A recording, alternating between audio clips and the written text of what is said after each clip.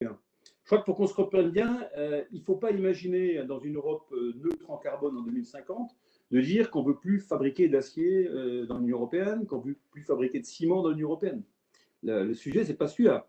C'est comment en 2050 on va continuer à fabriquer de l'acier qui ne dégagera pas de carbone. Et là, ça peut être voilà, la combustion d'hydrogène ou d'autres choses à la place de gaz fossile. Comment on va continuer à faire du ciment? Comment on va continuer à se déplacer en avion à l'heure de la neutralité carbone? Donc, en fait, il y a une mutation, il y a une adaptation qui doit se faire au niveau, donc, effectivement, vert et numérique. C'est les deux vecteurs principaux qu'on a pu voir. Donc, ça veut dire décarboner la production, s'alimenter en énergie bas carbone, réduire l'utilisation des ressources, étendre, comme vous l'avez dit tout à l'heure, Monsieur le Président, vers l'économie circulaire, hein, qui est aussi un élément important. Et cette transition verte de l'industrie, c'est entièrement en lien avec le pacte vert. Donc les deux marchent vraiment main dans la main.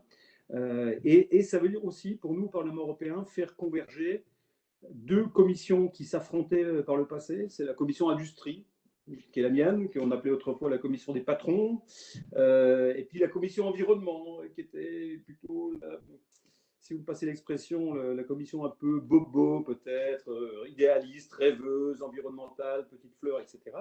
Et en fait, il y a eu une certaine forme d'intelligence collective qui fait qu'aujourd'hui, tout ça, ça se rapproche.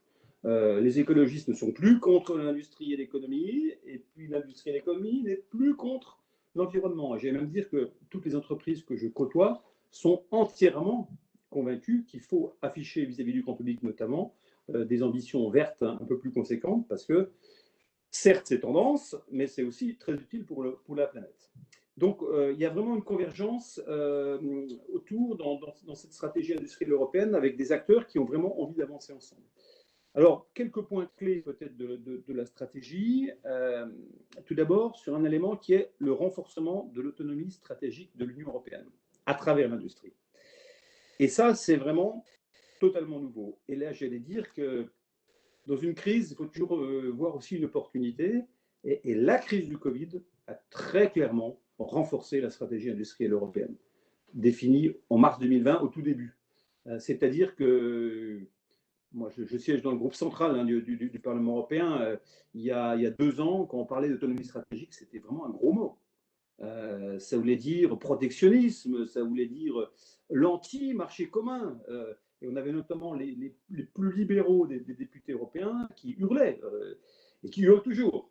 Bon, alors après, la Commission européenne, pour calmer un peu les quelques réticences qui restent, a trouvé un néologisme que je trouve absolument horrible. Ils appellent ça l'autonomie stratégique ouverte. Alors, ça, c'est assez particulier. L'autonomie, moi, je sais ce que c'est. L'ouverture, je sais ce que c'est. Mais voilà, l'autonomie ouverte, c'est bon, un peu un concept spécial, mais en fait, ce sont des gages pour dire, voilà, on veut être en autonomie, mais on respecte évidemment le marché commun, le principe de la libre circulation des marchandises, etc. Donc, c'est pour donner des gages aussi pour qu'il y ait un collectif qui puisse voilà, se lancer dans cette dynamique. Alors, l'autonomie stratégique européenne, c'est essentiellement 2 outils. Ce sont les alliances européennes que vous avez vu apparaître. Alors, il y a voilà, l'Airbus de la batterie électrique, par exemple, qui est sorti. Il y a on appelle ça l'Airbus en France. Alors, dans d'autres pays, enfin, on parle surtout d'alliance. Voilà, le terme juste, c'est l'Alliance européenne. Donc, l'Alliance européenne de la batterie, l'Alliance européenne de la microélectronique, l'Alliance européenne de l'hydrogène. Alors, ce n'est pas juste des mots. Les alliances européennes, ce sont des dérogations au marché commun. Parce que selon le principe du marché commun, les subventions d'État, les subventions européennes sont interdites. On ne peut pas avoir une concurrence qui n'est pas libre et non faussée. Parce que si un pays soutient par des subventions son industrie, il va casser la concurrence avec le pays d'à côté. Donc la règle, c'est pas de subvention, pas d'aide d'État, sauf dans le cadre d'alliances européennes et de ce qu'on appelle les PIEC. Alors c'est des gros mots bruxellois, j'allais dire, donc les PIIEC en français, IPCI en anglais, ce sont, pour faire simple, des projets d'intérêt commun européens. Et donc la Commission valide ces projets, les États membres notifient les projets d'alliance européenne, obtiennent une validation et après, donc, c'est la porte ouverte, la possibilité d'être aidé financièrement par les États et par l'Union européenne. Donc là, il y a vraiment deux outils financiers pour cette autonomie stratégique, pour soutenir en fait des filières industrielles là où on est en déficit, donc pour rattraper un retard, ou là où on veut être à l'avant-garde, c'est-à-dire les premiers aussi. L'Alliance européenne des batteries, par exemple, était très clairement une réponse face au retard que l'Europe avait accumulé face aux pays asiatiques notamment. Sur l'hydrogène, on est quand même un peu plus proactif déjà. Je veux dire, on a envie d'être parmi les premiers, même s'il y a des constructeurs automobiles coréens notamment qui font déjà de la voiture à hydrogène. On a voulu prendre un temps d'avance. Et avec d'autres alliances qui vont arriver, parce que la Commission nous sort pratiquement une alliance par mois, j'exagère à peine. C'est pour faire agir M. Canton que j'ai dit tout ça. Mais il y a beaucoup d'alliances européennes qui arrivent et c'est à chaque fois une plus-value. Et c'est à chaque fois aussi pour nos entreprises une opportunité à saisir. Donc ça, c'était sur l'autonomie stratégique. Après, il y a bien sûr la révision du droit à la concurrence.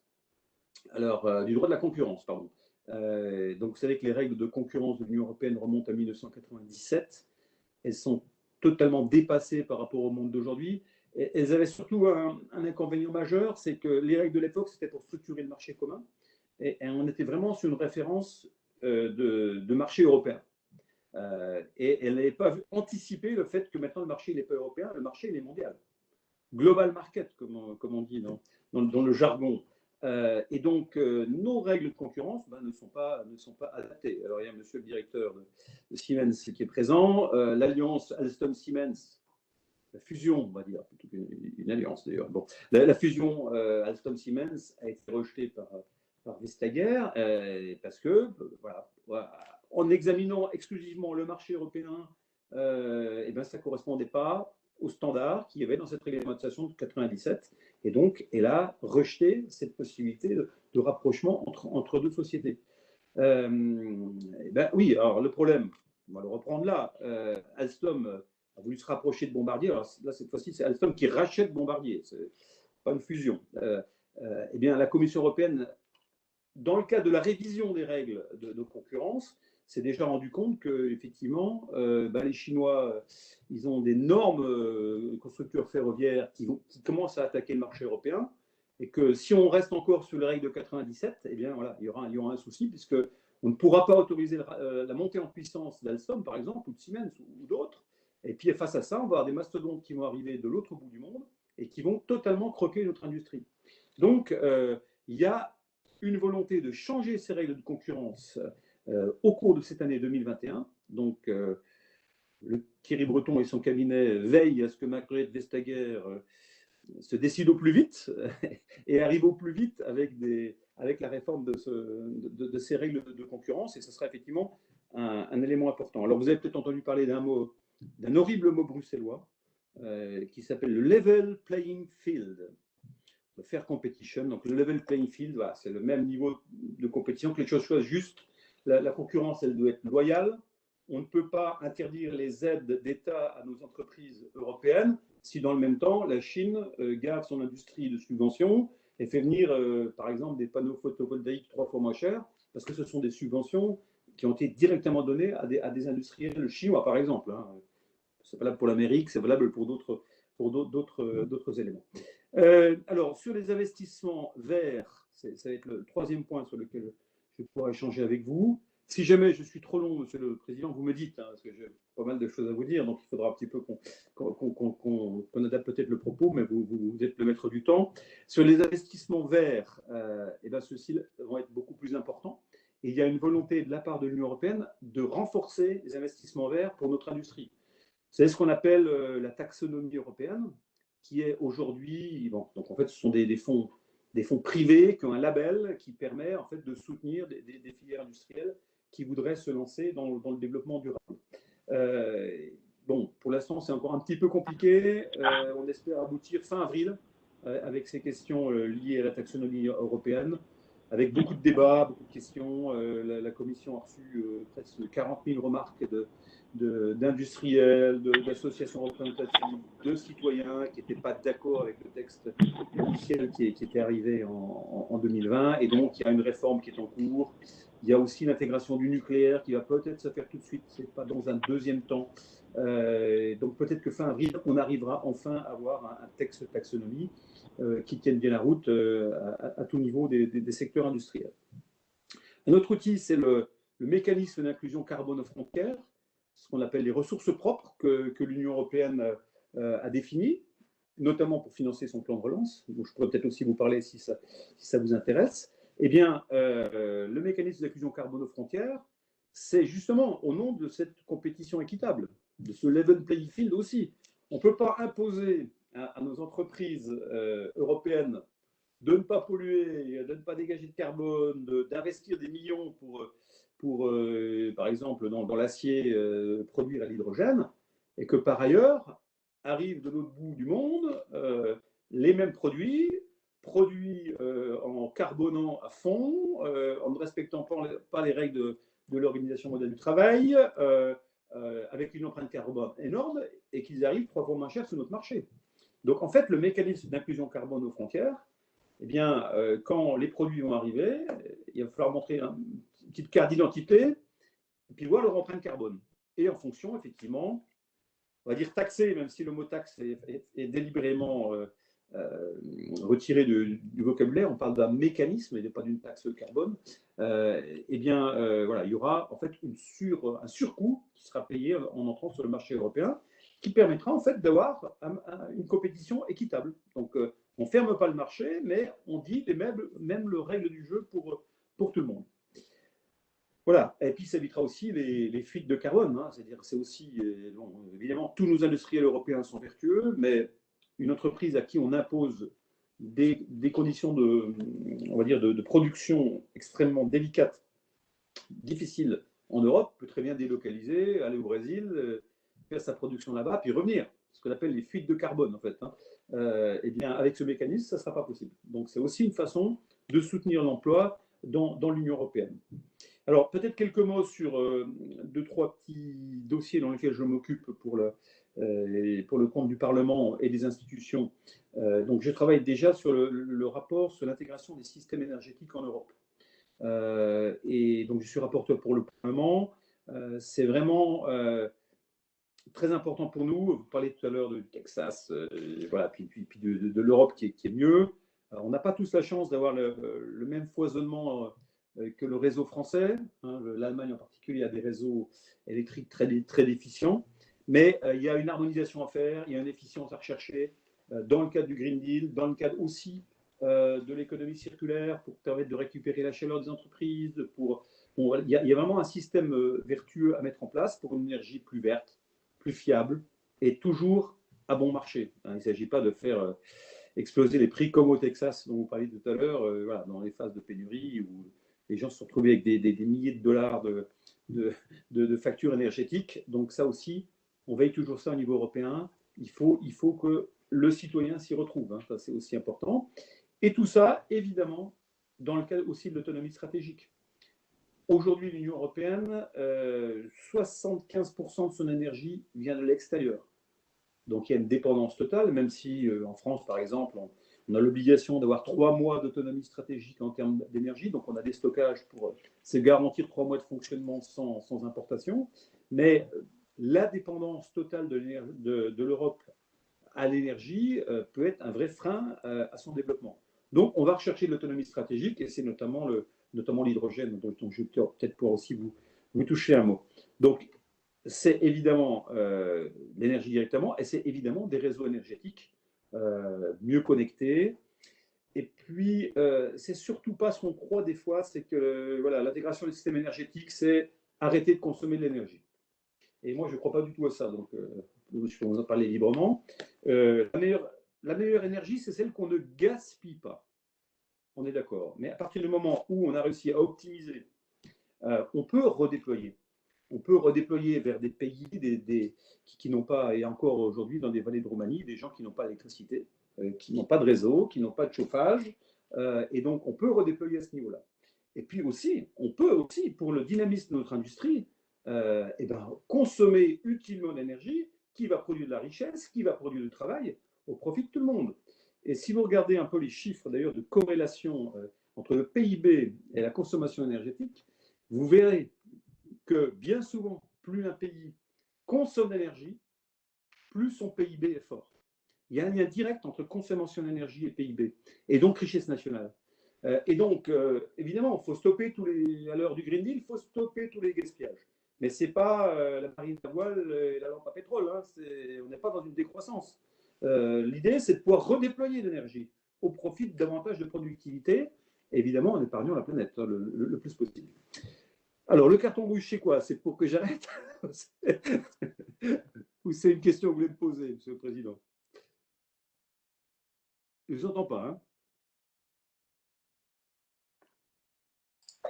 Pardon, encore une petite minute.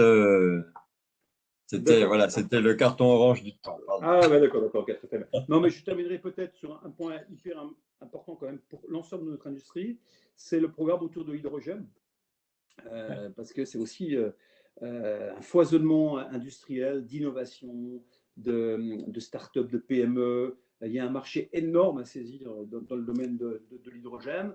L'Alliance européenne de l'hydrogène est un des vecteurs. La Commission a estimé que d'ici 2050, il y aurait dans l'Union européenne 500 milliards d'euros qui seraient dépensés pour l'industrie de l'hydrogène et 1 million d'emplois nouveaux créés. Alors, c'est pas 1 million, enfin, c'est aussi du transfert, hein, puisque si on ferme des mines de charbon pour de l'hydrogène, on va d'abord supprimer des emplois dans le charbon.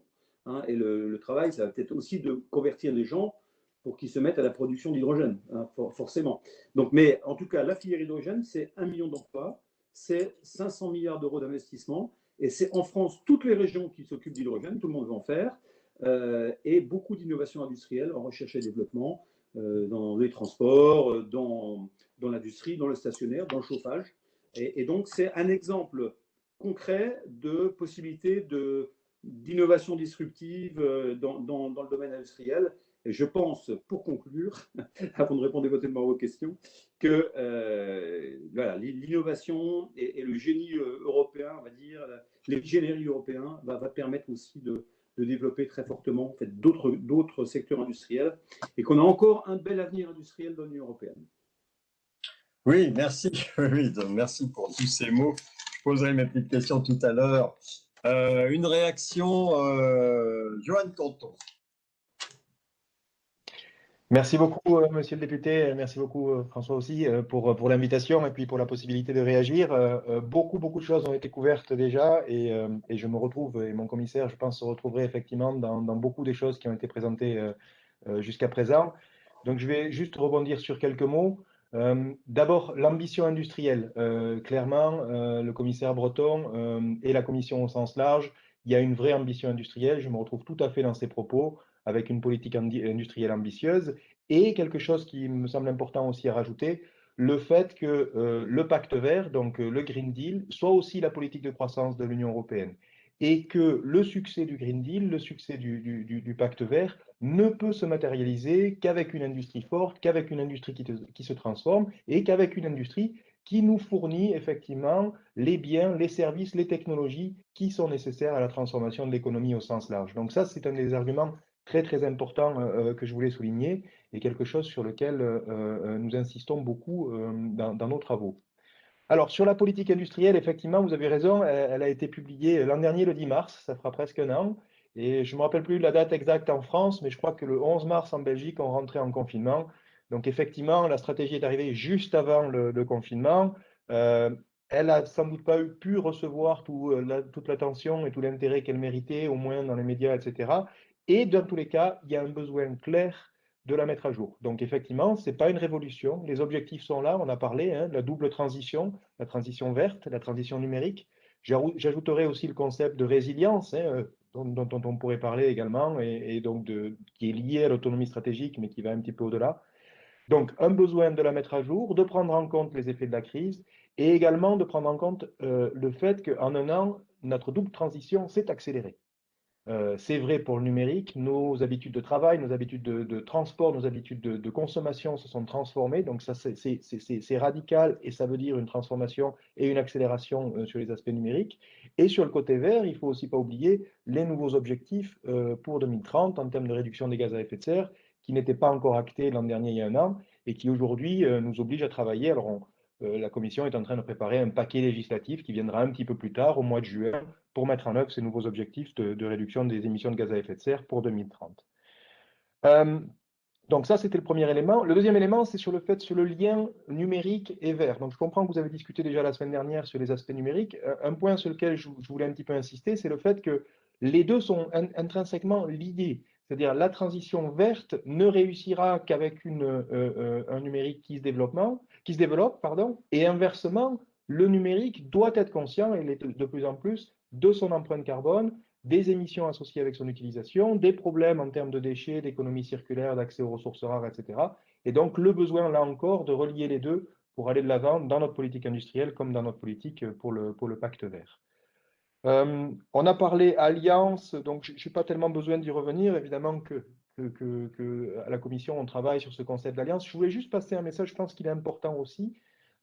On a fait des alliances qui ont été un vrai succès. Je pense qu'on peut le dire. L'alliance sur les batteries, c'est un vrai succès. Ça a débouché sur des investissements massifs, sur une filière européenne, sur des promesses d'investissement. C'est quelque chose qui a fonctionné et qui a permis de réindustrialiser ou de donner, de rattraper notre retard en quelque sorte sur ces aspects importants que sont les batteries dans la chaîne de valeur future pour les véhicules et l'industrie automobile, mais pas que. Donc ça, c'est très important. On déploie des alliances dans d'autres domaines, comme l'hydrogène, on en a parlé, comme le cloud, comme les microprocesseurs, etc. En même temps, il faut aussi garder en tête que ce ne sera pas forcément la solution miracle à tous nos problèmes. Il y a d'autres instruments qui sont possibles. Peut-être que des fois, le problème est davantage un problème d'aide d'État. Donc, on a parlé des PIEC, donc ces grands projets européens qui sont soutenus par aide d'État et qui sont acceptés au niveau européen, etc. Certains se développent grâce à des alliances, d'autres peuvent se développer de manière autonome. Je pense que c'est aussi important de le garder en tête. Sur les aspects règles de concurrence, je voulais juste revenir sur un petit point, sur les aspects liés à la transition verte, là encore, puisqu'il y a des règles particulières pour le soutien à l'énergie, à l'environnement, etc. Et donc là aussi, d'éventuels ajustements à considérer, disons, et qui sont en train d'être considérés. Je voulais juste souligner quelque chose qui est important pour l'industrie. Donc on a parlé donc de décarbonisation, d'investissement, etc. La chose importante aussi à garder en tête, c'est le développement de marchés, on va dire, verts. C'est-à-dire une tonne d'acier et une tonne d'acier vert, au final, le produit est le même, sauf qu'il y en a un qui a été produit avec l'hydrogène et l'autre avec du charbon. Donc, comment faire pour donner les incitatifs, créer une demande pour cet acier vert et pour permettre de compenser la différence de coût entre un acier produit de manière traditionnelle et un acier produit de manière beaucoup plus innovative et beaucoup plus verte. Là-dessus aussi, il faut qu'on réfléchisse à des instruments éventuels qui puissent permettre de soutenir ces marchés dans leur développement initial, comme on l'a fait il y a une quinzaine d'années pour les renouvelables et comme on peut le faire pour certaines technologies plus innovantes. Donc ça aussi, c'est quelque chose à garder en tête. Dernier mot, parce que je pense que d'autres intervenants voudront aussi venir. Sur l'énergie, juste un message très important pour nous. Effectivement, quand on regarde ce qui est politique industrielle, ce qui est politique pacte vert et ce qui est potentiel goulot d'étranglement ou difficulté dans cette transition, l'accès à une énergie décarbonée, abondante, bon marché est essentiel à considérer. Et donc, il y a beaucoup de travail là-dessus aussi. Donc, monsieur le député, vous savez ça mieux que moi avec l'initiative sur l'intégration des systèmes énergétiques. Mais au-delà, il y a des considérations plus, disons, techniques sur certains aspects, sur comment mettre en relation les producteurs de renouvelables avec les industriels, comment assurer le rôle des industriels dans un marché de l'électricité qui est basé sur une large part de renouvelables, et donc comment gérer la variabilité dans les renouvelables et comment gérer de ce côté-là la demande côté industriel, donc créer de nouvelles façons de se coordonner, façons de se communiquer et dans ces cas-là de favoriser là encore la décarbonisation de l'industrie. Je m'arrête là pour l'instant et je peux revenir éventuellement en cas de besoin. Merci Johan, merci beaucoup. Nicolas, c'est à toi. Merci François. merci là, pour les interventions. Rapidement, le groupe Siemens, évidemment, se réjouit de la politique industrielle de l'Union européenne. Hein. Elle va dans le bon sens et elle était nécessaire, effectivement. Même si, je tiens à le dire quand même, l'industrie européenne est forte. Pas en France, où effectivement elle est en termes de part de PIB, je pense, en dessous de la Grèce, mais dans beaucoup de pays européens, elle reste très forte et au niveau mondial et dans certains secteurs dominante. Donc il ne faut pas être non plus catastrophiste, mais en ce moment, il y a un grand virage industriel, une vraie révolution qui est due à la transition énergétique, que les industriels, y compris Siemens, comme vous le disiez, monsieur le député, acceptent complètement et sont moteurs pour trouver des solutions. Et puis aussi, il y a un virage des usages, des consommateurs, qu'il faut suivre. Et donc, ce que nous voyons, parce que nous sommes un gros fournisseur pour les industriels en automatisation et digitalisation, c'est que les investissements sont en train de flamber partout dans le monde, dans les industries. Et donc, c'est le moment, moi je pense que les années 20, ça va être les années de l'industrie, ça va être le retour du réel, après les années software. Donc, et ce qu'on voit, c'est qu'en fait, les solutions existent. Le numérique va nous permettre de trouver des solutions pour être plus efficace, plus proche des clients, en pointe, etc. Le secteur privé européen est très fort, mais il a besoin du leadership de l'Europe et des pays. Et c'est ce que nous avons avec les deux politiques dont nous avons entendu parler juste avant. Donc, nous en sommes très contents. Et en fait, nous en avons besoin, pour lever des obstacles, la politique d'aide d'État, la manière de traiter les problèmes anticoncurrentiels dans les fusions, peuvent être ou ont pu être des gros freins par rapport à des concurrents mondiaux. Donc, on en a parlé, les IPCEI, c'est très bien. Nous participons à 2 alliances de batteries, hein, une dans le nord de l'Europe et une entre la France et l'Allemagne. Nous participons à une alliance dans l'hydrogène. Donc ça, c'est vraiment un véhicule qui est très très bon et que nous apprécions beaucoup. Donc ça, c'est pour lever des freins en termes d'investissement sur des nouvelles technologies, des technologies soit de rupture, soit où on a accumulé un retard très fort. Je pense qu'il y a un autre sujet qui est important, ça va être le sujet des réglementations. La stabilité, la prédictabilité des réglementations, du niveau de la taxe carbone, de ce genre de choses.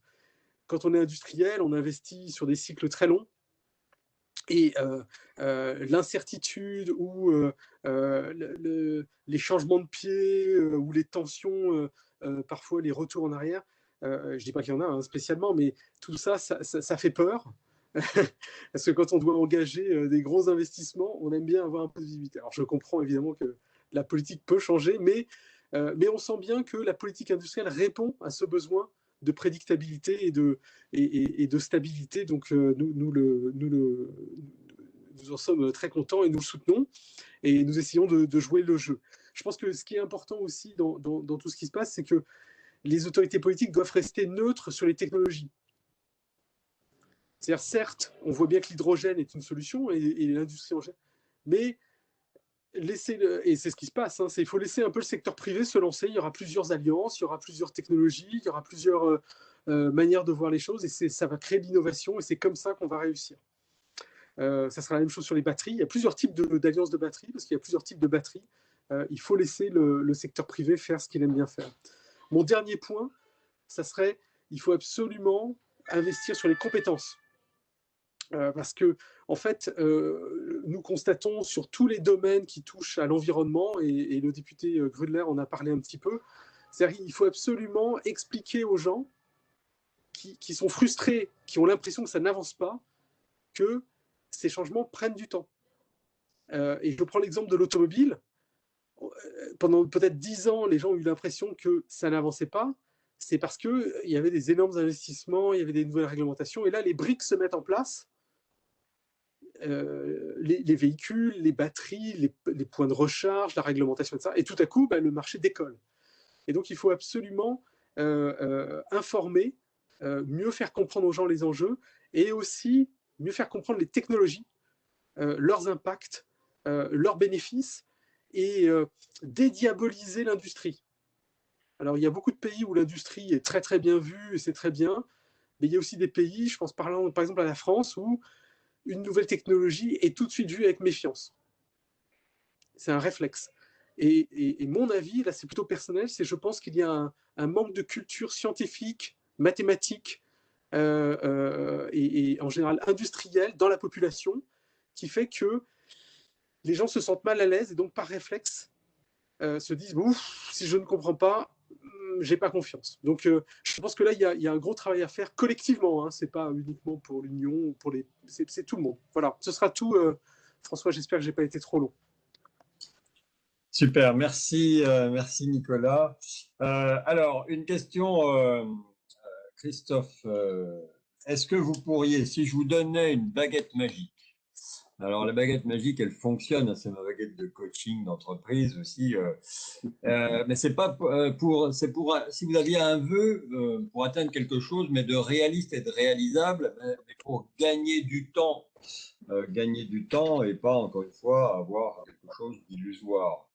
Gagner du temps, franchir des étapes, des réalités qui paraissent insurmontables, ça serait quoi? Alors, pour l'objectif industriel européen, on est d'accord, ou globalement. On est dans le titre. Mais, On est dans le non, titre. non, mais évidemment, moi, la baguette magique, c'est pour permettre à notre jeunesse de rester en Europe pour ses projets d'innovation et pas être obligé de partir faire aux États-Unis ou dans d'autres pays où c'est plus simple. C'est d'avoir de la richesse qui permet de redistribuer au plus grand nombre. Parce que c'est, voilà. Tout à l'heure, Nicolas nous parlait de problème de culture des gens. Voilà, tout le monde veut de l'argent, mais ceux qui produisent de l'argent, la richesse au profit de tout le monde, finalement, on les oublie. Donc, voilà, donc il y aura un travail à faire là-dessus, avec de la création, avec la création d'emplois, avec la non-pollution, effectivement, le respect du Green Deal, ça me paraît être important dans une espèce d'Europe vertueuse qui serait un peu le phare du monde, qui pourrait éclairer un peu le monde pour montrer voilà, ce que c'est qu'un modèle économique vertueux qui respecte la planète, qui respecte les gens et qui permet de se développer. Alors, merci. Rapidement, je vais maintenant, avant de passer la parole à Anne, j'ai des questions. J'aime pas. Alors, on peut dire oui ou non, quelques mots en plus, et ça va me permettre de reprendre certains éléments que j'ai entendus. Si je parle Buy European Act, Buy European Energy Act, ils ont raisonné. C'est en fait une préférence européenne raisonnée. Raisonnée dans le sens où, nous ça fait longtemps qu'on entend les Allemands dire ah non, il ne faut pas fermer les frontières. Ah d'accord. Donc on se repose des questions plusieurs fois, mais au moins on s'est reposé. J'aime pas. Alors c'est pour moi, c'est pour qui? Oui, c'est pour vous. Ah, c'est pour vous. Alors, j'aime plutôt, il ne faut pas être dans l'extrême, on est d'accord, mais à partir du moment où il y a du Buy American Act, il me paraît logique, au nom de la fair competition, si certains utilisent des outils chez eux, bah, nous, on peut utiliser les mêmes. Voilà, c'est, de nouveau, pour moi, c'est une forme de level playing field. C'est-à-dire qu'on ne va pas ouvrir 90% de nos marchés, tandis que les autres en ferment 90. Donc, il y a un moment, voilà, le Buy European Act peut être une forme de réponse. Ça ne veut pas dire, voilà, vous faites bien de dire raisonner, c'est parce que c'est pas. Voilà. Les autres disent ouvert, mais voilà. Je rappelle quand même que les exportations permettent aussi à notre économie européenne d'être la première place du monde. Donc voilà, il ne s'agit pas de se refermer, mais sur des domaines comme le domaine spatial, par exemple, moi je suis rapporteur pour mon groupe du programme spatial européen, eh ben, on a bien veillé à ce que les pays tiers n'aient pas accès à des choses stratégiques, qu'il n'y ait pas d'itarisation de nos satellites et des choses comme ça. Donc voilà. Donc, ça tombe bien, on a Ariane Group parmi nous, et puis vous savez qu'on fait quelque chose bientôt sur le domaine spatial. Maintien permanent des aides à certaines filières, j'aime pas. J'aime pas. Je pense que les aides, elles doivent être ponctuelles. Elles doivent permettre aux entrepreneurs de passer des phases difficiles, comme la crise du Covid. Mais elles doivent. C'est d'abord, enfin, aux entrepreneurs d'entreprendre et de montrer que ça marche. Il peut y avoir des problèmes ponctuels. Il peut y avoir des aides ponctuelles. On peut aider le marché à décoller, comme pour l'hydrogène. Hein, et après, ça doit fonctionner tout seul. Mix énergétique différent par pays. Oui, j'y crois, parce que voilà, je pense que la neutralité technologique dont on parlait tout à l'heure, c'est aussi la possibilité pour chaque pays de choisir son mix énergétique. Sauf que maintenant, il y a le Green Deal, et que dans le cadre du Green Deal, avec les plans climat, la Pologne ne pourra plus continuer à faire du charbon comme elle le fait aujourd'hui. L'Estonie ne pourra plus continuer à faire des schistes bitumineux.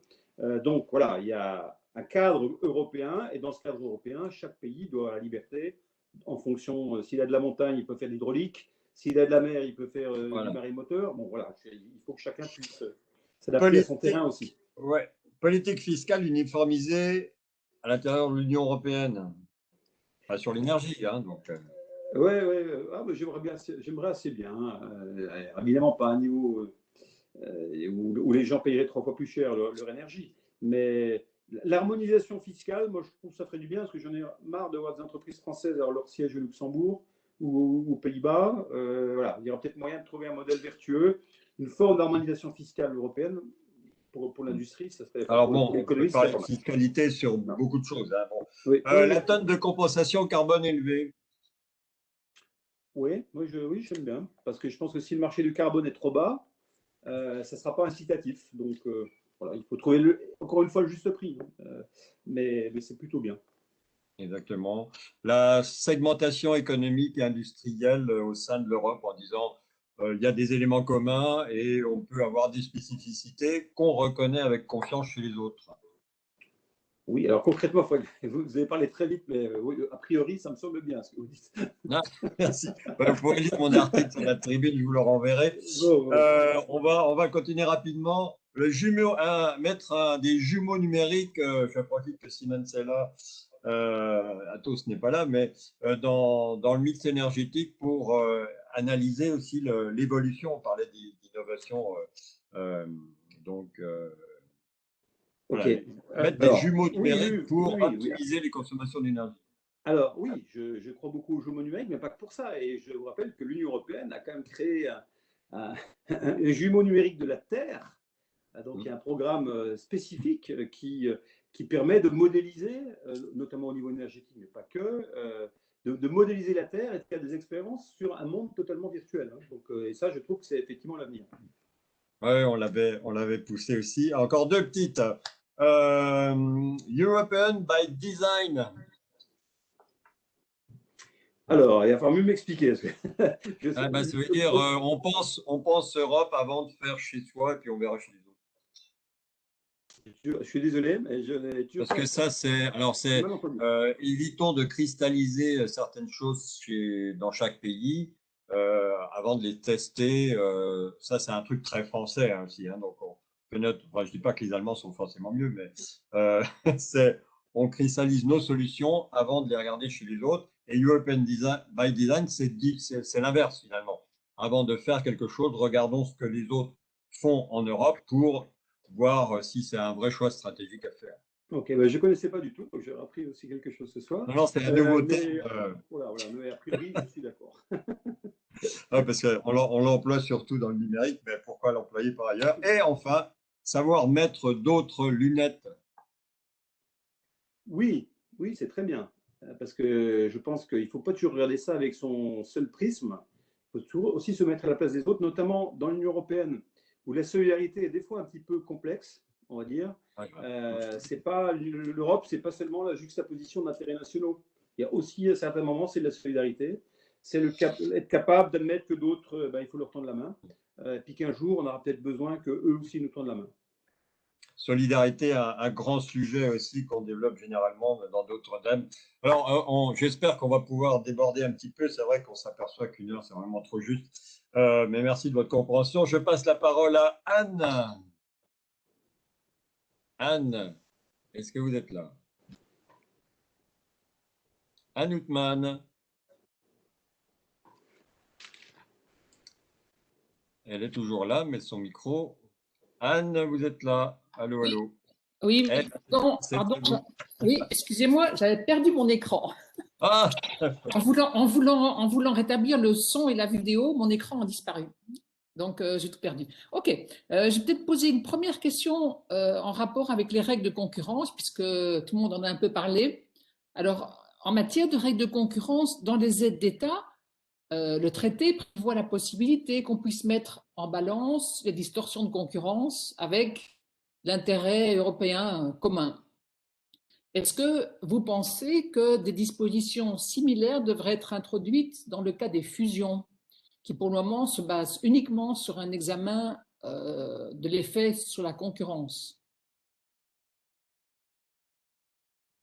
C'est le chantier qui est ouvert actuellement, hein, effectivement, par Margrethe Vestager. Donc, vous avez évidemment raison. Alors, attention, parce que dans les textes, là où les aides d'État sont autorisées, c'est vraiment hyper limité. Hein. Il n'y a vraiment que des cas de figure très très précis où ça peut être autorisé. Mais effectivement, dans la réforme des règles de concurrence, il faut qu'on arrive à un système où ça peut être juste. Hein, c'est vraiment ça qu'il faut retenir. Parce que des fois, le problème de l'Europe, c'est que c'est un peu administratif, c'est des fois un peu compliqué. Mais l'idée simple pour les gens, c'est ça, c'est de trouver des règles justes. Et si voilà, ce que vous dites peut être intégré dans les textes, il faut évidemment le faire. Je ne sais pas qu'est-ce qu'on pense au cabinet de Thierry Breton là-dessus, ou chez Siemens. Mais quand je dis l'intérêt commun, ce n'est pas nécessairement la concurrence internationale. Ça peut être, c'est bon pour le climat, par exemple. Donc, il y a un bien commun à mettre en équilibre avec les distorsions de concurrence. Un vaste débat.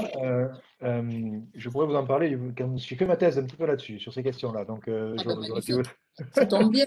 Mais je ne vais pas parler du point de vue de ce que j'avais fait à l'époque. Sur ces questions-là, moi, je pense que ce qui est important, d'abord, bon, il y a des questions plus spécifiques, il y a des règles plus spécifiques qui peuvent s'appliquer selon les cas. On a créé les PIEC aujourd'hui justement pour analyser ces questions-là et identifier des possibilités sur des enjeux stratégiques, de capacités stratégiques, d'autonomie stratégique ouverte, si on doit l'appeler comme ça, des possibilités de développer ces questions-là. Donc, un cadre existe sur les fusions. Si je peux vous interrompre, les PIEC, ça a toujours existé, c'est dans le traité depuis les années 50, et on les a employés dans le passé, dans le cadre du RECA, par exemple, pour des grands projets qui étaient... ce qui a manqué, c'est des initiatives industrielles, et la différence maintenant, c'est que la Commission a pris l'initiative d'alliance, je pense. Enfin, et je pense qu'on a effectivement retrouvé des choses qu'on avait dans les traités et qu'on n'utilisait plus beaucoup. Il y en a plein d'outils. Voilà. Et ça, on peut le dire. Ça existait dans les traités. Et il n'y a jamais eu autant de PIEC. Hein.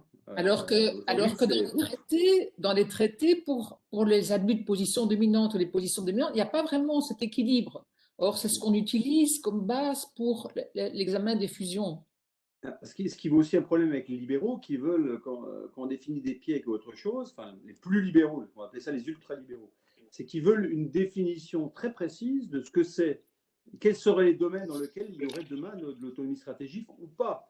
Ils veulent une définition précise parce qu'on voit bien, là, on va faire un PIEC sur les lanceurs, de satellites. Demain sur autre chose, après-demain sur autre chose. Et donc, en fait, certains craignent qu'à force d'avoir une succession de dérogations, il n'y ait plus de marché commun. Donc, il faut toujours un peu rassurer un petit peu tout le monde et effectivement bien définir là où il y a aujourd'hui des manques et là, en fait, où le marché ne suffit pas à lui-même pour créer une compétence européenne. Oui, peut-être Johan peut continuer. Oui, non, mais juste sur les fusions et sur ces questions-là, je pense qu'on en a déjà parlé au début. On en a déjà parlé un petit peu au début sur les questions Alstom-Siemens. L'important aussi, c'est la dynamique, c'est être capable d'anticiper la dynamique, l'évolution des marchés, de ne pas avoir une vision trop statique. Alors, la question, c'est super important. La question, c'est est-ce qu'on peut le faire dans le cadre existant et où est-ce qu'on a besoin d'une réforme? Je ne suis pas spécialiste de ces questions-là. J'entends un peu les deux arguments. Certains disent le cadre existant pourrait permettre de prendre en compte ce genre de choses et de faire évoluer ces questions-là sans fondamentalement changer les règles d'État ou changer les règles de concurrence. D'autres disent au contraire, attention, on a besoin d'un changement radical sur ces questions-là. Ce qui est sûr, c'est que notre perspective a changé. Ce qui est sûr, c'est les arguments dont on a parlé au début sur la fin de l'Europe naïve, l'Europe puissance industrielle, l'Europe qui s'assume sur ces questions-là, change en quelque sorte la dynamique et sur ces questions-là comme sur d'autres. Peut-être M. Petrovich, vous voulez dire quelque chose sur le sujet? Sur les règles de concurrence, la grosse différence finalement, c'est jusqu'ici quand même, on privilégie le consommateur, voilà, européen. Et en fait, c'est pas du tout le sujet, enfin, c'est hors sujet finalement, dans certains cas où en fait, on parle pas de ça, on parle d'industriels qui sont sur un marché mondial. Et donc, analyser les 10 dernières années de part de marché pays par pays, segment par segment, est-ce que ça répond vraiment à la question? Non, pas du tout. Et je pense que cette histoire de fusion avortée a été un peu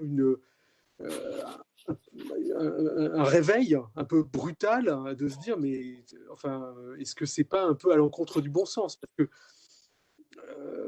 enfin voilà, donc moi je salue le fait qu'on se repose des questions, mais on ne peut pas avoir que des consommateurs dans l'Union européenne, il faut qu'il y ait quelques producteurs aussi quand même. Et on ne peut pas laisser filer. Il ne faut pas être naïf en se disant, moi je me souviens, il y avait une discussion à l'époque, on disait, ah ben non, mais les Chinois, ils ne sont pas en Europe. Alors on disait, bah, attendez, pas aujourd'hui, mais ils seront là demain. Non, non, ils ne seront pas là demain. Bah, résultat, littéralement 3 mois après la décision, ils rachetaient une société en Autriche de locomotives. Donc je suis content. Voilà, et puis on verra. Ok, merci beaucoup. Ils ont essayé de racheter. Ils s'y remettent, mais la première fois, ils ont échoué. Alors, peut-être une autre question. Bon, comme on l'a dit, la mise en œuvre du Green Deal va demander beaucoup de nouvelles ressources humaines, de nouvelles qualifications, des nouveaux talents, de la requalification d'ailleurs de travailleurs dans des activités qui sont appelées à disparaître. Et ma question, c'est d'une part, quel est le rôle qu'est-ce que l'Europe peut faire en plus que des incitations financières dans un domaine où elle n'a pas beaucoup de compétences, alors que c'est vraiment, je pense, un élément crucial pour la réussite du Green Deal. Et est-ce que l'industrie peut faire plus dans son domaine, ne fût-ce que dans l'anticipation des besoins? Peut-être simplement vous préciser que quand il y a l'argent, tout va, hein, en général, c'est comme ça qu'on dit. Mais, donc il y a quand même un fonds dédié qui est le fonds de transition juste, qui est justement là pour permettre à des régions, alors effectivement, c'est pas partout en Europe, hein, c'est des secteurs qui sont définis, où on va arrêter le pétrole, le gaz, le charbon, et donc sur lesquels il y aura une mutation à prévoir. Donc le fonds de transition juste, il va permettre effectivement de reconvertir des salariés des mines de charbon polonaises pour les amener vers d'autres métiers de l'énergie s'ils le souhaitent, ou sur autre chose, sur leur territoire, parce que ça aussi c'est une politique importante de l'Europe. On ne raisonne pas toujours à l'échelle du pays, mais souvent à l'échelle des régions, des territoires. Et donc, il y a des vallées minières, il y a des secteurs qui sont plus impactés que d'autres, et c'est vers ces secteurs-là que l'argent européen sera fléché pour justement financer les conversions. Est-ce que je peux rajouter un mot là-dessus Oui, oui, oui, oui, oui. Juste un petit mot pour vous parler aussi d'une autre initiative qui me paraît aussi tout à fait pertinente, justement, qui se fait au niveau européen. Ça s'appelle, en bon français, je pense, le Pacte des compétences. C'est une initiative jointe de mon commissaire, du commissaire Thierry Breton et du commissaire Nicolas Schmitt, luxembourgeois, en charge des dossiers emploi sociaux au sein de la commission. Qu'est-ce qui se passe avec cette initiative? C'est que les deux commissaires réunissent tous les principaux acteurs de chaque écosystème industriel. Alors, je ne sais pas, on n'en a pas parlé, mais avec la stratégie industrielle, on a aussi développé un concept d'écosystème industriel. Il y en a 14 en Europe qui regroupent au sein d'un même écosystème tous les acteurs, les PME, les grands groupes, les services derrière, etc., etc. Et l'idée avec ce pacte des compétences, c'est justement d'avoir des réunions avec chacun de ces écosystèmes. Ça a commencé en fin d'année dernière, je pense, et ça va se poursuivre jusqu'à l'été 2021 et de venir derrière ça avec des engagements concrets qui sont pris avec les industriels, sur de la requalification professionnelle, de l'argent mis sur la table et sur des objectifs quantitatifs de requalification. Donc il y a quelques exemples dans l'écosystème de la mobilité, par exemple. Je n'ai pas les chiffres en tête, mais quelques milliards d'euros qui ont été annoncés de la part des industriels pour la requalification professionnelle, avec également derrière des objectifs de 5-6% des employés dans ces industries qui bénéficieraient de ces qualifications d'ici 2024-2025. Et je pense que ça, c'est une initiative très pertinente qui peut se faire au niveau européen. Ça ne doit pas être la seule, évidemment. on a parlé nation, on a parlé pays, on a parlé territoire, ça peut se faire aussi à des niveaux beaucoup plus désagrégés, mais déjà à ce niveau-là, ça permet d'engager les discussions avec les différents écosystèmes. Oui, Vous me permettez peut-être de vous préciser que… Monsieur Petrovic, peut-être vous voulez ajouter quelque chose? Oui, c'est un sujet fondamental et plutôt lié d'ailleurs à enfin pour nous industriels, pour la transition numérique. Puisque en fait beaucoup de métiers vont être transformés dans les usines, dans la supply chain et à tous les niveaux, hein, depuis le dirigeant jusqu'à l'opérateur. Et il va falloir accompagner ce upskilling, ou enfin je ne sais pas comment un peu, excusez-moi pour l'anglicisme, l'accompagner. Donc il y a beaucoup de mobilisation, hein, au niveau européen, dans les régions, dans les pays, etc. Moi je pense quand même qu'il faut aussi il va falloir réfléchir à comment on organise la formation initiale et continue, assez globalement, hein, j'en reviens à un point que j'ai fait plus tôt, pour que le niveau, un peu les bases, parce que pour faire de l'upskilling, il faut qu'il y ait des bases. Et toutes les bases en termes de maths, sciences, processus industriels, etc., il faut un peu les avoir pour pouvoir passer après comment j'utilise des outils numériques pour en tirer le meilleur. Et c'est vrai que là, la situation n'est pas toujours aussi bonne qu'on aimerait dans le niveau des gens qui sont soit d'ailleurs depuis longtemps sur le marché du travail ou qui entrent sur le marché du travail. Donc, je pense qu'il faut pas oublier ça. Si vous me permettez peut-être d'apporter juste un tout petit complément par rapport au pacte de compétences dont parlait M. Canton, je veux bien dire que tout ça, c'est par contre dans le cadre du plan de relance. Ce sont des initiatives plan de relance européen, donc les 750 milliards d'euros qui sont en plus du budget européen de 1000 milliards. Donc ce sont les 750 milliards d'euros qui ont défini effectivement 14 écosystèmes et sur lesquels les États membres vont devoir aller flécher. Donc en fait, il va y avoir une compétence des États membres là autour. Et sur les 14 écosystèmes, c'est l'industrie dans le sens anglo-saxon du terme. C'est-à-dire qu'il y a aussi il y a un écosystème économique, solidaire et social, sur lesquels il peut y avoir aussi là, de la formation et de l'adaptation de gens qui sont complètement sortis du marché du travail. Mais donc, c'est bien des ressources supplémentaires à la lumière de la crise du Covid, et c'est 750 milliards nouveaux qui vont permettre aussi d'insuffler une dynamique aussi dans le monde industriel européen. Ok, merci. Je vais essayer de poser des questions avant de revenir à mes questions, parce que j'ai des tas de questions, de poser des questions qui viennent du public, que j'ai un peu du mal à comprendre. Alors, une question simple à répondre. Avec quelle proposition va-t-on aller à Glasgow? Parce qu'effectivement, nos engagements, nos NDC de Paris sont évidemment maintenant insuffisants, donc doivent être revus. Alors peut-être, je ne sais pas, peut-être Johan peut répondre à ça? Vaste question. Alors, pour ce qui est de l'Europe, donc on va déjà venir à Glasgow avec nos nouveaux objectifs pour 2030 en termes de réduction des gaz à effet de serre, donc moins 55%, alors que jusqu'à présent on avait promis de faire moins 40%. Donc ça, c'est la première chose. Ça a été validé par les États membres à la fin de l'année 2020. Donc ça, c'est la première chose. L'autre chose qui est très importante, dont on n'a pas encore parlé, c'est le changement dynamique au niveau international. Et ce que le vice-président exécutif en charge du Pacte vert, M. Timmermans, présente comme la course vers le net zéro. Donc, les engagements qui sont pris par un grand nombre de pays pour aller vers la neutralité climatique à l'horizon 2050. Ça a été le cas donc, de la Corée du Sud, ça a été le cas de l'Afrique du Sud. Les Chinois sont venus avec un objectif pour l'horizon 2060 de neutralité carbone, etc.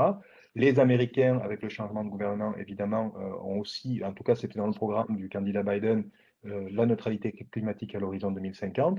Ça, c'est un changement, je pense, significatif de perspective. Alors, il ne faut pas être naïf non plus. Il y a des objectifs de long terme. Il faut que ça se traduise par des engagements de plus court terme, par des changements législatifs, comme l'Europe l'a fait très bien lorsqu'on a mis en œuvre nos objectifs précédents avec tout le paquet législatif qui est venu le faire et qu'on est en train de redévelopper avec le nouveau paquet législatif, disons-le comme ça, mais c'est un vrai changement.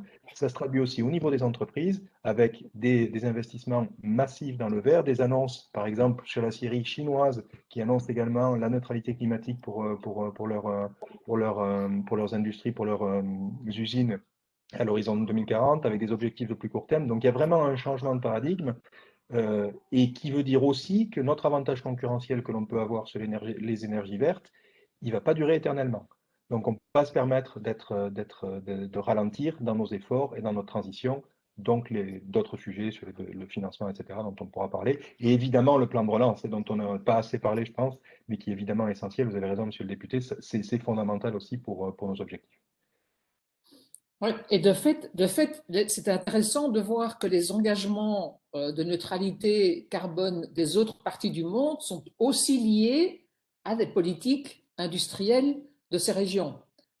Et donc, on peut aussi voir ça comme une concurrence pour nous, qui va nous obliger à innover plus, etc.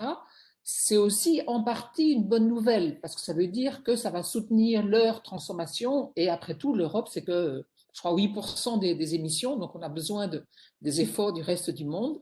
C'est peut-être aussi une bonne nouvelle parce que ça va amener une massification des produits verts et donc peut-être des chutes de prix qui peuvent être utiles pour accélérer la transition. Donc ça a des bons côtés et des côtés qui, quelque part, nous rendent la vie plus difficile, non? Moi, je vais te dire non, parce qu'en fait, tout ça, ça part de l'Europe. Hein, parce qu'en fait, si l'Europe, qui est le premier marché mondial, si l'Europe dit maintenant, chez nous, les produits doivent être verts, ils savent très bien en Asie, en Afrique et en Amérique que s'ils n'adaptent pas leur production sur les standards européens, eh ben, ils vont perdre énormément. Et donc, ce que je parlais tout à l'heure de l'Europe phare du monde pour montrer l'exemple de la neutralité carbone, eh ben, c'est ça aussi, c'est de forcer les autres pays, s'ils veulent continuer à venir vendre chez nous, à changer leur process. Donc, effectivement, ça va faire une compétition, mais en même temps, on aura une longueur d'avance. Puisqu'on aura les premiers étés sur les technologies disruptives, notamment sur l'hydrogène ou d'autres modes de production. Et donc, c'est un modèle mondial vertueux initié par l'Europe. C'est plutôt comme ça que je le vois positivement. Ouais, ok. Ok, Monsieur Petrovic, vous voulez ajouter quelque chose? Non, je suis d'accord. Ne sous-estimons pas de toute façon, le mouvement est mondial. Et la Chine est un gros client pour nous. Et en fait, ce que nous constatons, c'est que leurs investissements dans les nouvelles énergies sont bien supérieurs à ce qui se passe dans le reste du monde. Alors certes, ils investissent en même temps dans le charbon parce qu'ils ont une telle croissance de leur économie enfin, ils investissent dans tout, hein, mais effectivement, ne traînons pas, parce que en ce moment, ça va vite. Donc, mais la direction est la bonne, et le leadership européen et des pays est le bon, avec des industriels qui ont des excellents savoir-faire, mais restons humbles.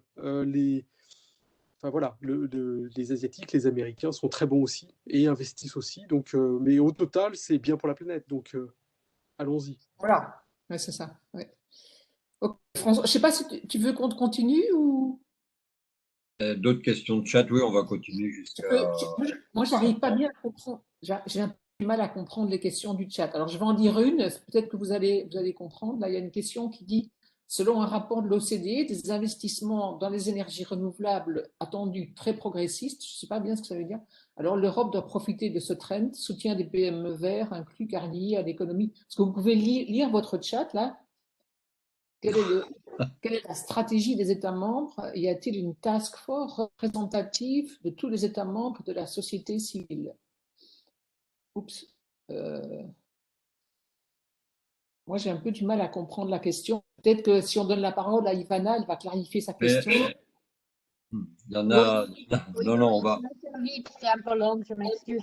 Donc, en fait, moi, j'ai regardé projection de OCDE par rapport à investissement dans les énergies renouvelables, qui est vraiment très prometteur. Donc, ma question, c'était très simple. On a eu l'accord de climat de 2015 qui était très, très critiqué. Je ne vais pas parler de Nicolas Hulot et histoire. Donc, moi, je voudrais juste simplement savoir, est-ce que c'est lié à la question précédente, est-ce qu'il y a une task force? Et c'est exactement dont vous parlez tous, qui est représentatif de tous les États membres qui sont tellement différents dans leurs besoins, capacités, etc. Et les sociétés civiles pour faire une proposition concrète qui attire cet investissement, qui peuvent nous aider avec nos expertises, etc., créer des emplois et aussi booster notre économie.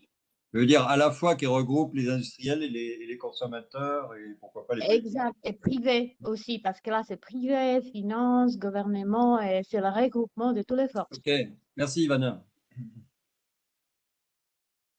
Alors? Qui veut prendre la parole là? Écoutez peut-être rapidement, mais la réponse est non, en fait, ça n'existe pas. Enfin, pour moi, ça n'existe pas. Alors, sauf si d'autres collègues, d'autres personnes connaissent. Tout ce qui fonctionne aujourd'hui, c'est le co-repère, donc au niveau des instances, des États membres et des institutions, où on va effectivement décider de certains choix. Ce qui fonctionne, ce sont les gouvernances des écosystèmes. Monsieur Canton en a parlé, où pour chacun des 14 écosystèmes, il y a des gouvernances qui se mettent en place, sur les alliances européennes aussi, mais ce n'est pas le public, ce n'est pas les consommateurs.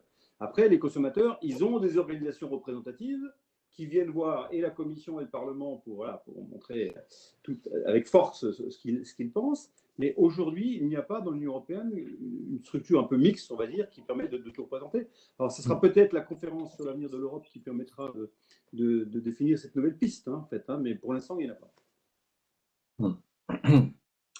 Bon, il y a des questions sur la concurrence déloyale, des choses comme ça, mais ça, on en a déjà parlé. Enfin, c'est pas forcément le sujet direct. Alors, sur le nucléaire, peut-être une question sur le nucléaire. Je pense que ça peut être intéressant. Comment vous voyez la place du nucléaire dans le futur décarboné de l'Europe? Alors, à la fois en termes de place dans le système énergétique, mais aussi dans la politique industrielle. Alors, très clairement, il n'y a pas de Green Deal atteint en 2050 s'il n'y a plus de nucléaire. On sait très bien, et la Commission le sait, qu'il faut de toute façon une part de nucléaire pour atteindre les objectifs de décarbonation en 2050. Puisque le nucléaire, vous le savez sans doute, ne dégage pas de carbone. Donc, et un potentiel de production absolument énorme. Donc, en fait, on a besoin du nucléaire. Et il y a justement des débats actuellement entre une vision allemande des choses et une vision française. Sur la production d'hydrogène, notamment. Moi, je milite personnellement pour la fabrication d'hydrogène à partir du nucléaire, parce qu'on pourra avoir des gros volumes qui pourront être créés et stockés, alors qu'aujourd'hui, les éoliennes et le solaire ne permettent pas d'avoir ces stockages d'hydrogène. Et donc, pour moi, il y a clairement une place pour le nucléaire. Évidemment, il faudra quand même essayer de résoudre quand même ces problèmes de déchets. Il y a des travaux qui sont faits dessus. Et donc, on pourra aussi avoir de nouveau un débat là-dessus, mais donc le nucléaire est indispensable pour l'atteinte des objectifs. Je vous parlais tout à l'heure de la taxonomie européenne.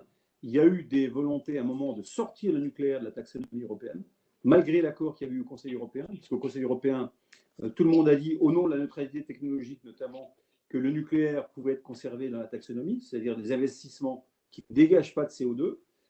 Et le rapporteur finlandais a réussi à sortir la partie nucléaire du règlement taxonomie en disant, voilà, il faut qu'on réunisse les experts. Il aura fallu 10 mois pour convoquer les experts. Et dire après, on n'est pas prêt, le nucléaire n'est pas prêt pour la taxonomie, donc on va d'abord faire une taxonomie sans nucléaire, et on traitera après, 10 mois plus tard, la partie nucléaire. Et ce qui était en fait le fait de condamner le nucléaire au Parlement européen, sans doute. Donc finalement, on arrivait à un système où le nucléaire risque, au mois d'avril, d'être réintégré dans la partie taxonomie, et donc toutes les énergies seront dans ce paquet taxonomie au mois d'avril. Donc il y a une place pour le nucléaire dans le mix énergétique et dans les objectifs de décarbonation de 2050. Et une alliance nucléaire, c'est imaginable? Des pays qui sont intéressés? Alors, il y a toujours... Vous avez toujours un club autour. Peut nous dire, parce qu'à l'intérieur de la Commission, c'est un sujet atomique, je dirais, quand on discute du nucléaire. Donc, qu'est-ce que la Commission peut faire de son côté? C'est effectivement un sujet délicat. Ce que la Commission fait jusqu'à présent, c'est qu'elle respecte scrupuleusement le droit de chaque État membre de décider de son mix énergétique. Et donc, dans toutes les projections de la Commission qui amènent à la neutralité climatique à l'horizon 2050, il y a effectivement une part du nucléaire là-dedans, simplement parce que certains États membres, continuent de vouloir utiliser le nucléaire, ce dont on doit refléter ces éléments-là, de la même manière qu'on doit aussi refléter les États membres qui choisissent de ne pas en avoir. Juste un mot pour être un peu moins prudent sur ces questions-là. On a parlé tout à l'heure d'accès à une énergie, électricité abondante, fiable, décarbonée. Au jour d'aujourd'hui, si on veut investir massivement dans l'hydrogène ou dans d'autres technologies vertes pour l'industrie, on n'y arrivera pas qu'avec le renouvelable.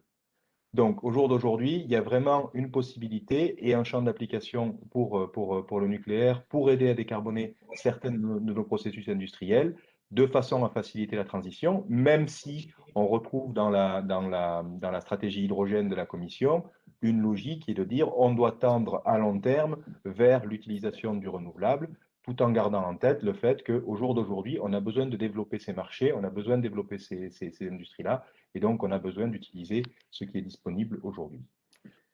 Et est-ce que s'il y avait une initiative d'alliance sur le nucléaire pour les prochaines générations, par exemple les SMR, les petits réacteurs modulaires, est-ce que la Commission accepterait des financements?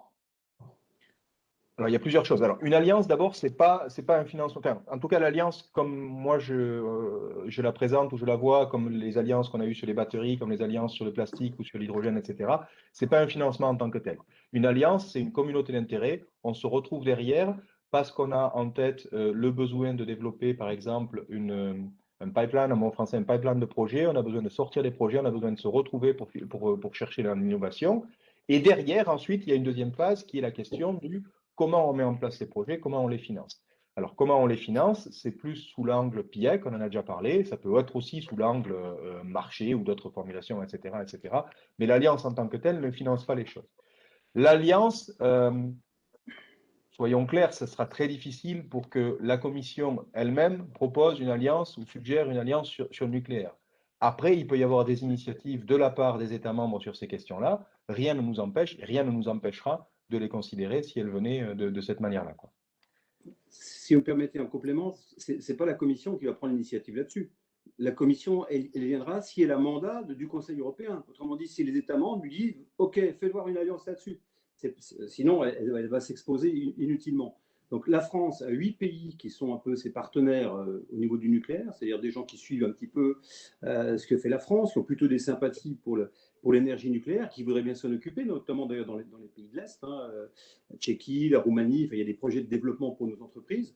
Et il y a également, vous avez parlé du SMR, le SMR c'est quand même 100 millions d'euros qui sont dans le plan de relance français pour développer un modèle de SMR, donc Small Modular Reactor, français, donc du nucléaire offshore de petite capacité, qui peut être aussi une solution. Ok, merci. Merci. Je ne sais pas si quelqu'un veut encore ajouter quelque chose. Sinon, je repasse la parole à François.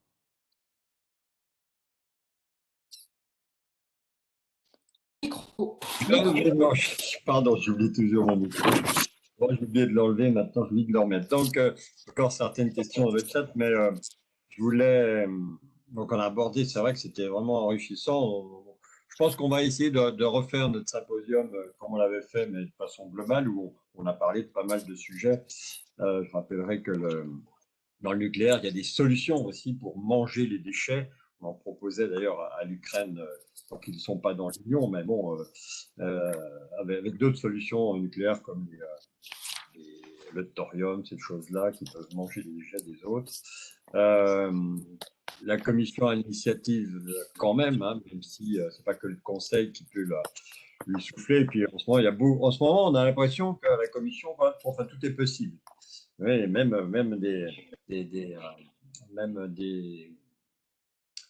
un revirement aussi sur certaines positions. On parlait de Siemens tout à l'heure, mais je vous rappellerai quand même, quand on prend toujours l'exemple d'Airbus, c'est que Airbus, c'est tout sauf le modèle européen, même si ça marche, mais c'est quand même, il n'y a pas de concurrent, je veux dire, d'Airbus. Donc attention d'adapter aussi le mot Airbus, on l'emploie en France, mais pas forcément ailleurs, quand on parlait des aides d'État, etc. Airbus, c'est une réussite, mais où il n'y a pas de concurrence d'Airbus en Europe, alors que voilà, c'est un rassemblement. On parlait d'alliance, et moi, en tant que puriste stratégique, il y a vraiment une différence entre alliance et partenariat. En alliance, on est pareil et on veut faire des choses ensemble sur les mêmes compétences. Les partenariats, on a des compétences différentes. Alors parfois, effectivement, on fait des coupes pour que ça devienne des partenariats alors qu'on était alliés. Mais donc on a entendu pas mal de pistes. Essayons de rester, comme je disais, grow et smart, analysant toutes les réalités. Bien sûr, il faut savoir avancer aussi. C'est comme dans les risques, même s'il y a des risques acceptables, inacceptables, il faut quand même avancer. On peut les traiter.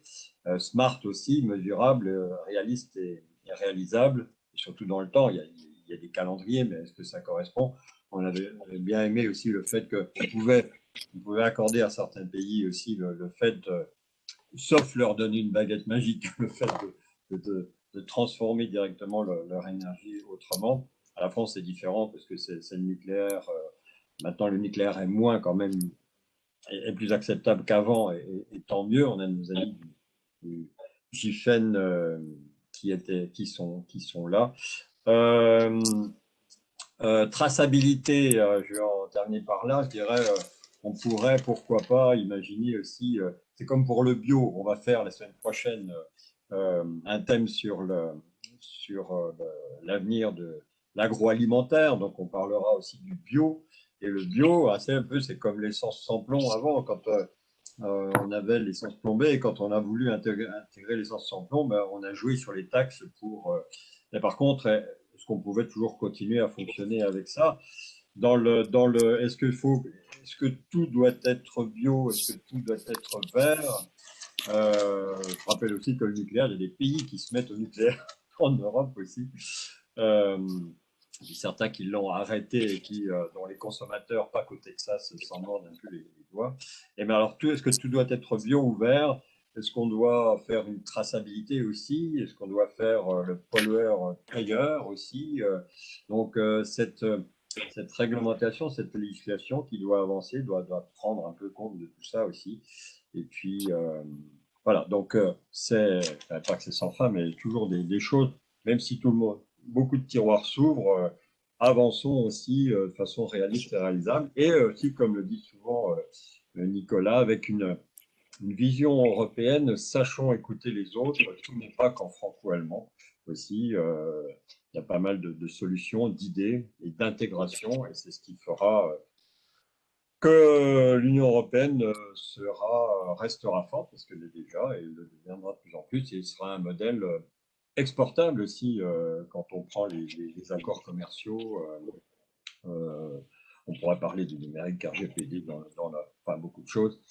Mais voilà, en tout cas, merci. On continuera certainement sur ça une prochaine fois. Je vous dis, on va refaire notre symposium, et j'espère en présentiel, hein, parce que la vidéo, c'est bien, c'est pratique, mais c'est un peu comme la télé aussi, les gens viennent et puis zappent en fonction des chaînes. En tout cas, merci pour ceux qui sont restés donc jusqu'à 20h. Merci aux nos intervenants, en tout cas.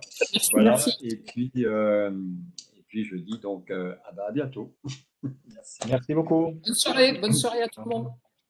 Bonne soirée.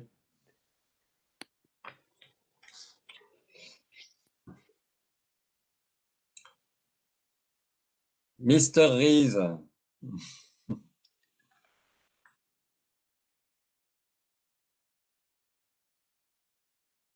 Bon, Sybille avait rejoint.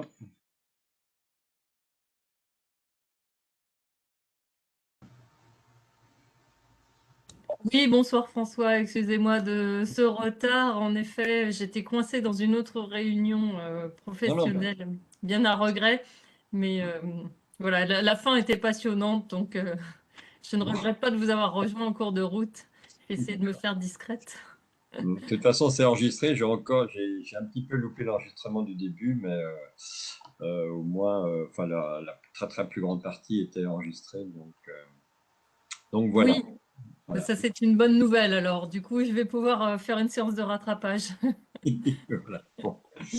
Très bien. Pierre, Nicolas, ça vous a plu? C'était bien? Tu t'adresses à quel Nicolas? On n'a plus que 4. Ah bon, d'accord. Non, c'était très bien. J'ai pas pris le début parce que j'étais sur un autre webinaire au Canada. Et donc, mais Ouais. par contre, c'était très très bien. Hmm. C'était Oui, surtout, les gens savent de quoi ils parlent. Ah oui, C'est c'est vrai. important, hein. C'est pas du blablabla, hein. Il y a un chapeau, hein. Et ce qu'il faudrait, c'est peut-être à l'IRC que de faire un sens, comment dirais-je, un petit comité de réflexion. Ce serait pas mal non plus. Sur quoi? Ben, c'est à peu près surtout, tu as un sujet, voir apporter des aliments, et puis ensuite en discuter. Parce que là, j'ai vu qu'il y avait quand même une 53, 54 personnes. La dernière fois, il y en avait 25. Ça suffit pas, ça. Oui, merci, Nico. Mais c'est 53, nous, c'est pas de l'IRCE, les 53 sont répartis bien au-delà. C'est pour ça que j'essaie de faire des, des comités, de faire vivre des comités, des groupes C'est de pas un travail. comité, c'est un petit machin de réflexion, quoi. Mais de réflexion, mais chez nous, effectivement, les gens pourraient s'inscrire un peu plus. J'ai fait, tu sais, avec toutes les vidéos, en fait, finalement, je fais plus que ça en ce moment, donc j'ai même plus le temps d'écrire ni quoi que ce soit. Donc, je vais faire le paquet, on est à 15, 16, et après, bon, on va un peu s'arrêter là. Mais pour prendre le relais, hein, maintenant, bon, il y en a certains qui commencent à prendre le relais aussi. Mais en tout cas, merci pour tes idées. Oh non, mais Tes relais sur beaucoup certaines choses. Maintenant, je préfère 50 personnes. On était 90 inscrits, hein. Donc, il y a 46 qui étaient là. Bon, il y avait des gens de qualité, hein. C'est vrai que je n'envoie pas les listes comme dans les dîners, je donne les listes. Là, je ne les donne pas. Mais voilà, il y avait des ambassades, des territoires, des parlementaires. Il y avait du monde un peu tout le temps aussi. 25, non, il n'y a pas eu 25, il y a eu toujours un peu plus. T'as pas bien compté. Ah, ça, c'est bien. Je préfère qu'il y ait, bien sûr, 100 personnes. Alors, moi, j'ai pris Webex, j'ai pris le forfait à 100 en disant, oh, on sera peut-être plus. Ben, tu vois, on les atteint pas. Alors, c'est peut-être l'heure qui va pas, je sais pas. Mais en tout cas, la communication est bien développée. Il y a plusieurs milliers de destinataires. Voilà. Maintenant, s'il y en a d'autres qui font 250 et qui peuvent accueillir que 100, etc., bah ça, c'est leur affaire. Nous, on fait des choses de qualité et pour faire avancer les choses, pas que pour faire de la com, hein, on est là pour travailler le fond. On n'est pas une agence de com et de publicité. Voilà.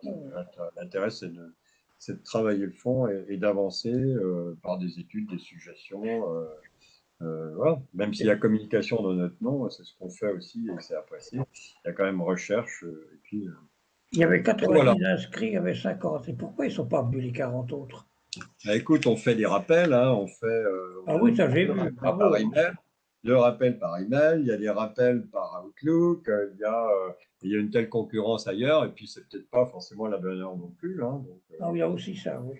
Écoute, voilà. Hein, après je ne demanderais pas mieux d'aller faire autre chose. Mais bon, petit à petit, tu vois, Anne était là pour il y a Didier aussi qui m'assiste. Puis petit à petit aussi, c'est transmettre à d'autres. Je ne suis pas obligé de toujours d'être là, même si j'aime bien parler de tout et d'être généraliste. Non, mais voilà. Et puis Sybille va nous aider aussi pour la Ce sera avec grand plaisir. Voilà, j'avoue que je suis un petit peu encore débordée par mon activité professionnelle. Je veux juste vous rassurer, François, la défection, les no-shows, comme on les appelle dans le jargon, c'est quand même assez fréquent et régulier. On le constate à chaque fois qu'on organise. Moi, mais Nicolas a toujours des petites remarques piquantes qui me font, qui me relancent encore plus. Donc c'est très bien, c'est pour ça qu'il le fait. Mais comme diraient des comédiens en ce moment, s'il y a 4 personnes dans la salle, on fait le truc. Par contre, effectivement, c'est vis-à-vis des intervenants, c'est bien qu'il y ait beaucoup de monde. Alors, c'est vrai que dans la salle, là, c'est différent. Et puis, au moins, de toute façon, ils parlent entre eux. Et on a fait quasiment un tripartite en ce moment-là, un dialogue tripartite donc entre nous, entre eux. C'était très bien. Voilà, ça sert à ça. Et puis, on va écrire le compte-rendu, on va faire des choses. Il ne faut pas. Hein, voilà, il faut aller de l'avant, mais on y arrive. Allez, bonne soirée. Encore un grand merci pour la qualité de ce que vous organisez et avec plaisir au prochain événement. Allez, salut. À très bientôt. Bonne soirée à tous.